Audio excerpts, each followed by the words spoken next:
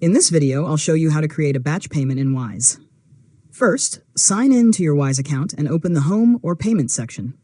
Select Batch Payments if it's available for your account, then click Create Batch Payment to get started. Next, add your recipients by uploading a supported CSV file or entering them manually.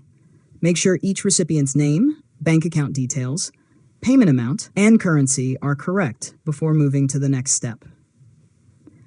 After that, review the imported payments and fix any errors that Wise highlights. Confirm that every recipient, payment amount, and currency is accurate. Wise will calculate the total amount, fees, and estimated delivery times so you know exactly what to expect before sending the payments. Now, choose how you want to fund the batch payment, such as from your Wise balance or a linked bank account. Review the payment summary one final time and authorize the transaction if your account requires additional verification. Finally, click Send to process the batch payment. You can monitor the progress from the Activity or Payments section, where you'll be able to track the status of each individual transfer and confirm when all payments have been completed successfully.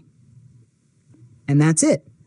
You've successfully learned how to create a batch payment in Wise. If you found this tutorial helpful, make sure to subscribe to Learn Mode Lab for more tutorials.